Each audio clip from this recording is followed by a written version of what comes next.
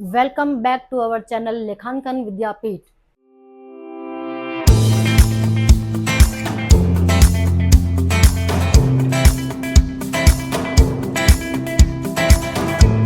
I hope you are doing well. I am Ritu Sharma and I am your science teacher having 18 years of experience in my field. This is our fourth video and we are doing first chapter of science, this is matter in our surrounding. इससे पहले बेटा हम लोग इस chapter की 3 videos जो हैं वो कवर अप कर चुके हैं। आई होप आप लोगों ने देख ली होगी, और अगर किसी बच्चे ने वो वीडियो अभी तक नहीं देखी है, आप लोग हमारे चैनल पर अब तक आपने सब्सक्राइब नहीं किया है तो जल्दी से जल्दी हमारे चैनल को सब्सक्राइब कीजिए। इस चैनल के थ्रू अब आप पूछेंगे कि मैडम आपके चैनल पर ही हम क्यों आए, इतने सारे चैनल्स हैं यूट्यूब पर। तो बेटा लेखांकन विद्यापीठ एक ऐसा प्लेटफॉर्म है जो आपको एक ही चैनल के थ्रू सारे सब्जेक्ट्स प्रोवाइड कर रहा है, and your success is our motto. तो स्टार्ट करते हैं आज का हमारा topic. This is can matter change its state. इससे पहले वाले वीडियोस में हमने क्या पढ़ा था? हमने मैटर के बारे में पढ़ा, मैटर के पार्टिकल्स की जो करेक्टरिस्टिक्स थी उनके बारे में पढ़ा, और थर्ड वीडियो जो थी हमारी उसमें हमने क्या पढ़ा कि जो मैटर के पार्टिकल्स की वजह से मैटर की जो 3 स्टेट निकल कर आई थी हमारे सामने, सॉलिड, लिक्विड एंड गैस, उनका क्या कंपैरिजन था। 5 मार्क का क्वेश्चन वहां से मैंने आपको बताया था कि 110% पेपर में आता ही आता है। अब हमारे पास ये क्वेश्चन अराइज होता है बेटा कि हमें ये तो पता लग गया कि there are 3 types of state of matter. Number 1 is solid, liquid and gas. But the question is कि can matter change its state? मेरे पास कोई मैटर जो है वो सॉलिड स्टेट में है, क्या वो लिक्विड स्टेट में आ सकता है? Obviously yes, but how? तो इसको पढ़ने के लिए हमें अगेन दोबारा से कुछ एक्टिविटीज पढ़नी पड़ेंगी। तो जब कभी भी हमें मैटर की किसी भी स्टेट को चेंज करना है तो हमें वहां पर 2 चीजें चेंज करने की जरूरत पड़ती है। Number 1 is temperature and number 2 is pressure. तो 1 बाय 1 हम डिटेल में पढ़ेंगे। सबसे पहले हम पढ़ते हैं कि अगर मैं किसी स्टेट का टेम्परेचर चेंज कर दूं तो क्या उसकी स्टेट पर कोई फर्क पड़ने वाला है? साइंस है, पहले भी कई बार बता चुकी हूँ, साइंस में हमें क्या करना है? एविडेंस। तो एविडेंस के लिए हमें क्या करना पड़ेगा? एक्टिविटी। तो चलिए स्टार्ट करते हैं। इस एक्टिविटी में बेटा हमने क्या करना है कि इस तरीके का एक सेटअप हमने तैयार कर लिया। इस तरीके का एक स्टैंड हमारी केमिस्ट्री लैब में अवेलेबल है। This is called beaker, this is tripod stand and this is burner, thermometer and glass stirrer. हमने क्या किया, एक बीकर लेकर उस बीकर के अंदर हमने क्या किया, क्रश आइस ले ली, थोड़ा सा बर्फ उसको क्रश किया और यहाँ पर ले लिया। साथ साथ में हमने लिया लेबोरेटरी थर्मामीटर। क्लिनिकल थर्मामीटर नहीं लेना। क्लिनिकल थर्मामीटर पता है ना वो क्या होता है? क्लिनिकल थर्मामीटर हम लोगों की बॉडी का जो टेम्परेचर है वो चेक करने के लिए काम में लाया जाता है, जबकि केमिस्ट्री की लैब में किसी भी सब्सटेंस का टेम्परेचर अगर हम लोग चेक कर रहे हैं तो उसको लेबोरेटरी थर्मामीटर के थ्रू चेक किया जाता है। अब थर्मामीटर हमने लगा दिया। कंडीशन यहाँ पर क्या है कि जो हमारा थर्मामीटर है इसका जो बल्ब है, बल्ब मीन्स जो हमारा क्लिनिकल थर्मामीटर है ना, जब कभी भी फीवर होता है तो थर्मामीटर लगाया तो क्या करते हैं, टंग के ऊपर ऐसे करके थर्मामीटर को वहां पर इंसर्ट कर दिया जाता है। ठीक उसी तरह से जो उसका वो सिल्वर कलर का पोर्शन था जो आप अपने टंग के नीचे रखते हैं उसको बोला जाता है थर्मामीटर का bulb.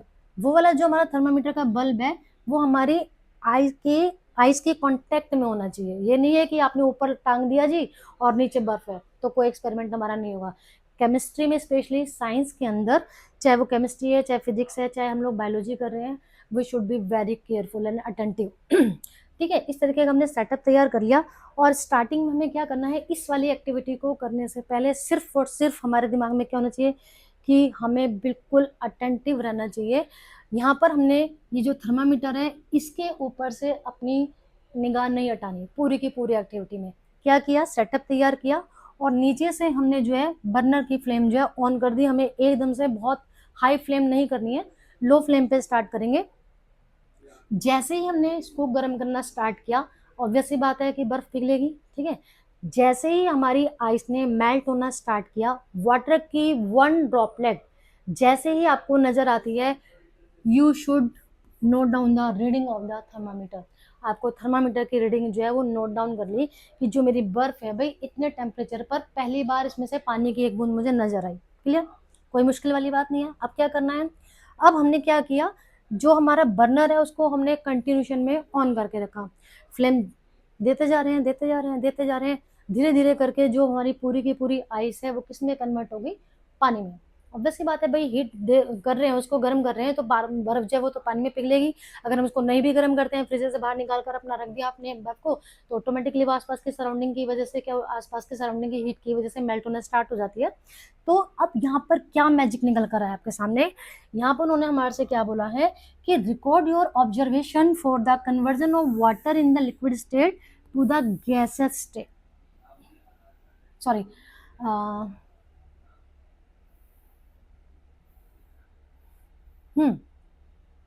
Record your observation for this conversion of solid to liquid state.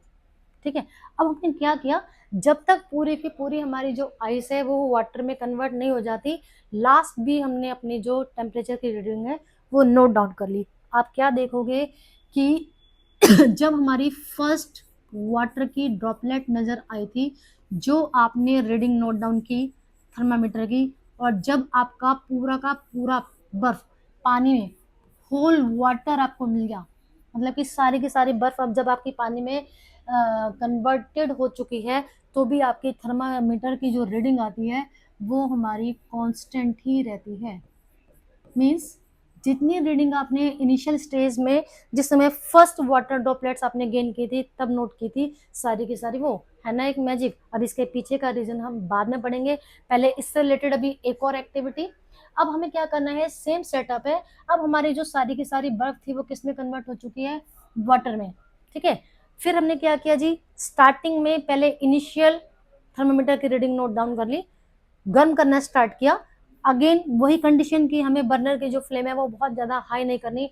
First time जैसे ही आपको इस पानी के अंदर से वेपर निकलनी दिखाई दे, इट मीन्स जो हमारा पानी है वो किस में कन्वर्ट होना स्टार्ट हो चुका है, गैस में, भाप में कन्वर्ट होना शुरू हो चुका है।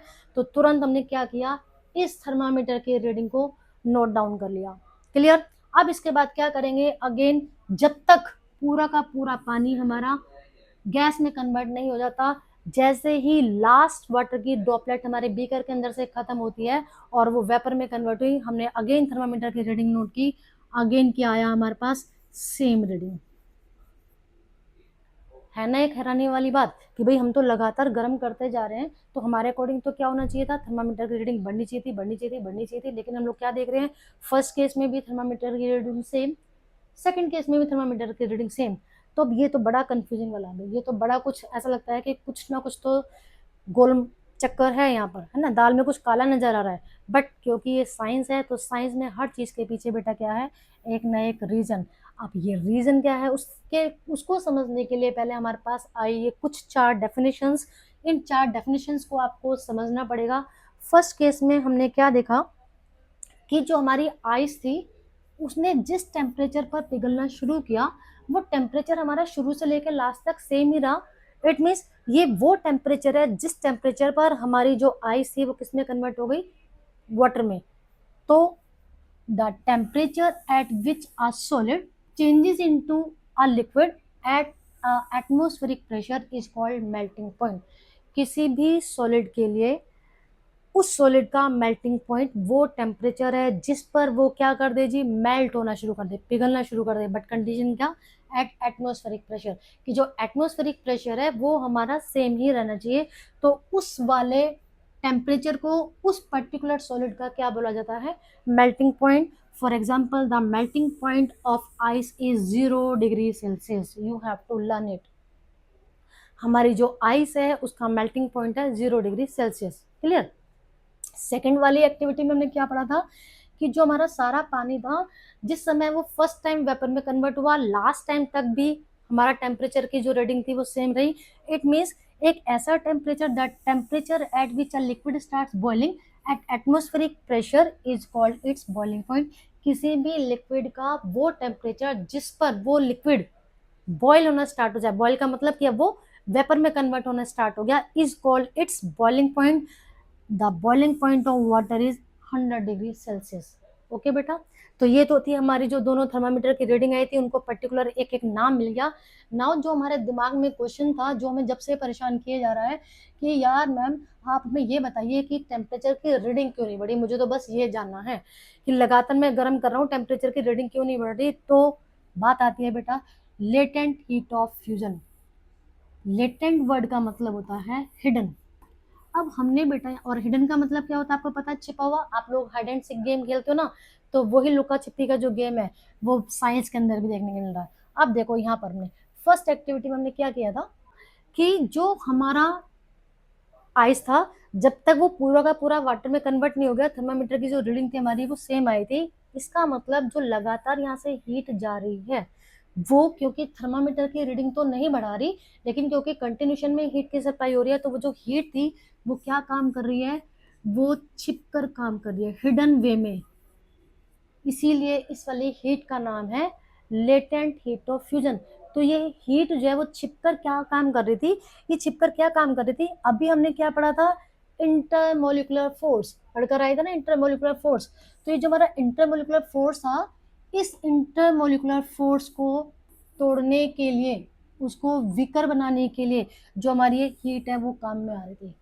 जो हम लगातार हीट देते जा रहे थे, उस हीट की वजह से क्या किया कि जो सॉलिड के पार्टिकल्स हमने पढ़ा वो टाइटली पैक्ड है, लगातार उसको हीट मिलती जा रही है, तो वो क्या करेंगे उनके अंदर स्टार्टिंग में, फिर क्या होगा, उनमें काइनेटिक एनर्जी होनी स्टार्ट होगी। हमने पढ़ा था जब टेम्परेचर हाई होता है तो काइनेटिक एनर्जी बढ़ने शुरू होती है, तो पार्टिकल्स जो है वो मूव करने की कोशिश करेंगे, हिलेंगे हिलेंगे हिलेंगे हिलेंगे। ठीक है, इस तरह से वो वाइब्रेट करते करते करते करते करते करते क्या होगा, उनके बीच का जो फोर्स ऑफ अट्रैक्शन था वो लूज पड़ जाता है, और at last the force of attraction become negligible, और पार्टिकल्स जो है वो फ्री हो गए मूव करने के लिए।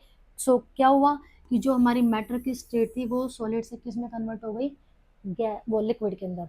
सेम प्रोसेस हमारा अब latent heat of vaporisation.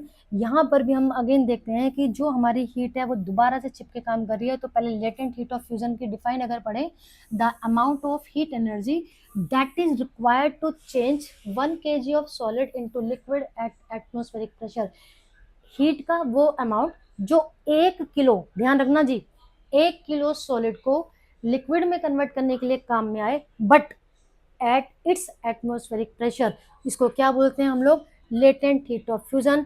Same latent heat of vaporisation, जब किसी लिक्विड को हम लोग वेपर में कन्वर्ट कर रहे थे तो वहां पर भी हमने क्या देखा था कि हमारे टेम्परेचर की रीडिंग फिर वापस से कांस्टेंट आ रही थी। उसके पीछे भी सेम कारण है कि जो हमने हीट एनर्जी सप्लाई की थी वो कहाँ पर काम में आ रही है, इंटरमोलिकुलर फोर्स को ब्रेक डाउन करने के लिए, ताकि मैटर की जो स्टेट है वो चेंज हो सके।